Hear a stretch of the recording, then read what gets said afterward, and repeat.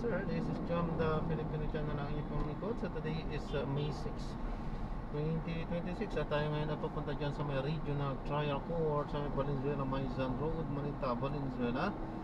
At dadalhin po natin yan sa may PITX private car sa Manoding area. Sa may Paranaque po yan, Tambo, Paranaque. PITX Paranaque. PITX Tambo, Paranaque. Okay po.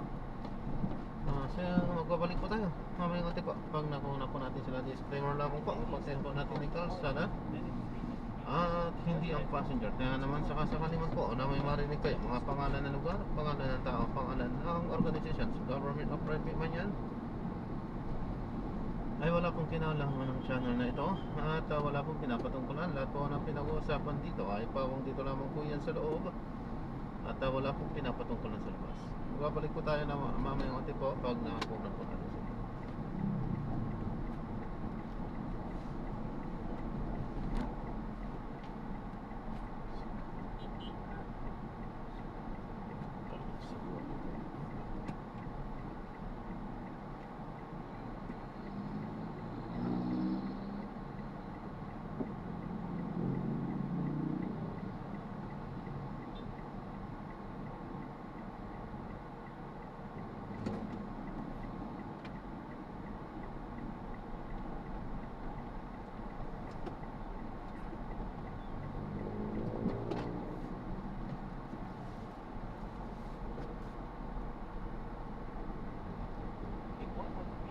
Turn right, then in 50 meters, turn right.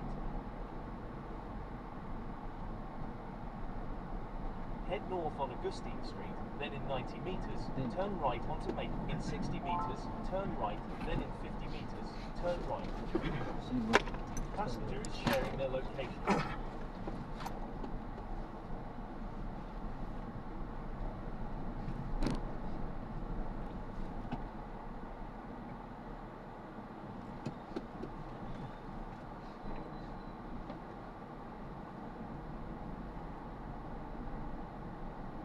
In 30 meters, turn right, then turn left.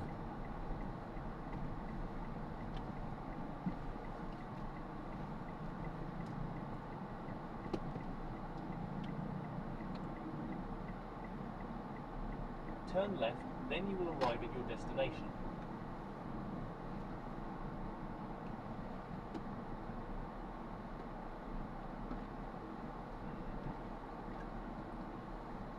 You have arrived at your destination.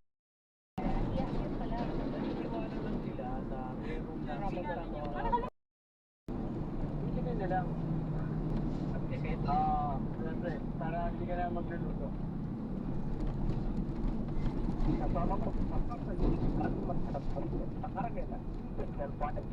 Thank you, Gerald. Maraming salamat. CCXL, Radyoman, report. So yun, yung say ng ating mga kababayan. Na-drop na natin sila. Maraming salamat po sa panonood. Hanggang sa muli, ingat. God bless. Paano po muna po samantala tayo gagawa na ng ibang video sa ating susunod na mission. Parang po hindi tayo nakapag-play. At alam na natin ang mga kanila. Sarili niya. Ito ba yung ekonomiya? Ano pagmamahal? Ano ba? Ano ba yan? Possible kasi Sir Mark kung bakit po nawawalan na po ng respeto ang isang tao sa sarili nila ay hindi na po nila mahal ang kanilang sarili. Basically. Kumbaga po, wala na po silang, again, kaya po nag-result sa wala na pong self-respect because rooted po na hindi na nila gusto yung even sarili nila, and again, yung mga behaviors po nila, hindi na nila gusto at some point, kaya po sila nag-seek ng ibang tao. Sabi pa naman ni Whitney Houston. May iba pa ba kilalang Whitney? Sabi ni Whitney, the greatest love of all Is easy to achieve. yan. Learning to love yourself is the greatest love of all. Love yourself, di ba, Justin? Yes po, mahalaga po kasi din po rooted yung respeto. Wala. For example, nandun Yung po ba ating na ibang susunod tao, naman, wala. Hindi siya nasagot tawag. Saka Tapos, bakit ka hindi mag-expect naman ng ano. pagmamahal sa ibang tao kung ikaw mismo hindi mo mahal ang sarili mo? Hindi nagme-message. Hindi sumasagot ng tawag. Sarili. Oo. Ay, kaso paano yun, Justin, kung minsan yung ibang tao, minsan yung Ay, nata. ang dahilan kung bakit you're losing yourself. self-respect. Mm. Ano yung mga ganyan? Usually po kasi, kaya po yung tanong kanina, paano nawawala ng respeto sa sarili? Kasi we do tolerate po yung mga ganyang behaviors. Mhm. Kaya po one of the reasons po kung makikita po natin yung the number one reason is we tolerate things na nakakasakit po sa atin. Pero kasi po yung mga tao po kasi we love the idea of thrill. Gusto natin yung konsepto na kinakabahan tayo, alam mo yun, the point of thrill. So basically, it challenges mga tao po na kahit nasasaktan sila, still, they will still pursue the person that they want. Ito may sinasabi nga dito Parang yung... ano to, interpersonal relationship itong listahan natin. Yung ito sinasabi yung number one, yung tinotolerate mo yung bagay na nakakasakit sa'yo mo, disrespect. Yung... Pinalalampas mo lahat. Oo. Diba? Parang inaalaw mo. And you still stay Oo. sa relationship. Kaya man na yung pwedeng hindi naman yung romantic relationship, pwedeng friendship or family, di ba? Between family members, pero may gano'n na pinababayaan mong may disrespect sa iyo, walang respeto sa iyong nararamdaman, o kaya naman na yung bare minimum na ano, yung parang pwede na sa iyo at hindi ka naman marunong magreklamo. Yung ganyan na na-abuse. That's yun yung number Which one. is true. Diba, Justin? Opo, yung distress, yung sabi nyo nga po, the bare minimum, parang dahil parang wala na lang gulo, hayaan na natin. So minsan, paano kung ano ka lang, sadyang palabigay ka lang, or ikaw yung understanding. Yung ayaw mo na lang ng gulo. Oo. Ayaw mo na lang may issue. Ayaw mo na lang Ako ng na gulo. lang yung laging magbibigay. May mga ganun tao talaga. Paano pag gagawin? Iba'y kawalan ba ng respeto sa sarili yun, Justin? Kung ayaw mo na lang ng gulo, ayaw ka lang may pag-uusapan, sige na, okay na, ganun na lang. Pwede dalawa po kasi either gusto ayaw mo na lang ng gulo or gusto mo na lang po ng probably. Okay. So, kapag may mga kasi may mga term, yung term nga po ng part, ginagamit na rin po ngayon, gusto mo lang po yung part na lang, then sa pag-usapan ka. Ganun po.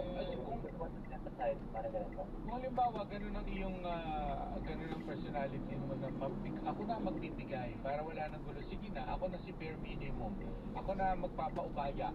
Pwede naman siguro at para may harmony, pero watch out ka, baka mamaya nalulus mo na pala self-respect, hindi mo napapansin, Justin. Kumbaga watch out ka rin, ano? Yes po, dapat more on adjustment pa rin naman po. And hindi dapat gusto pa rin sa sarili mo. Kasi kapag iwas ka ng iwas, baka at the end of the day, baka bumalik din mag-backfire po sa iyo yung problema. Kung maganda rin po na pag-uusapan pa rin. Saka siguro depende rin nga sa mga sitwasyon, yung ikaw ay magbibigay. Diba? Pero pag alam mo naman medyo mag-trample doon sa ano mo, yung talaga medyo may masasagasaan sa ano mo, medyo mapalag ka din ng konti para meron kang natitirang respeto sa sarili mo, di ba, Justin? Yes, so dapat hindi rin po sagad sa atin yung respect. Kailangan na po respect yourself as well. So dati po kasi yun, dati po these days yung panagpunin po tayo ng stress. So kung may respeto na lang, sana regalo na lang po natin. Pangalawa sa ating 8 ay you chase people who don't choose you. Pinagsisiksikan mo sarili mo, gano'n. Parang gano'n. Paano ba pinagsisiksikan ng sarili? Paano ba Example nga rin dito, yung double texting. Nag-text ka na isa, hindi naman nagre-reply. Send mo pa talaga. That's one time. Gano'n. Ayun, gano'n. Well, yun yung mga manifestation, ano. Or tawag ka ng tawag, in Hindi man lang mag-ring sa telephone. Posible namang busy talaga 24/7. Ano? Or tapos yung trying to prove your worth. Yan. So, hindi pala yung mga senyalis din na ikaw ay wala nang sarili mo, respeto natin. Yes po, ito na po yung lumalabas yung pagiging people pleaser. Oo. Kahit hindi yung safe people that we don't kasi po ito hindi naman to konsepto ng intimacy lang po. Even with friendship. Kaya po tumataas ang rate of depression, stress ng mga bata. Because they're seeking individuals who will accept them, who will accept their behavior para po makasama sa grupo. And kaya nawawala ng self-respect. Kaya po tumataas din po ang sinasabi these days. Of po na nagkaka-problem lalo sa mga group of friends nila, ganyan po. So that's one of the main causes o main problem kung bakit po nagkakaroon ng mga mental health issues mga kabataan po. pag nakita mo sa tao, sa kabataan. Oo, sabay mga kabataan, di ba? Validation. Validation, tama. Humahanap pa sila ng grupo nga na, alam mo yan, pack yan sila, di ba? Hahanap ka ng pack na mag-a-accept sa'yo. Oo.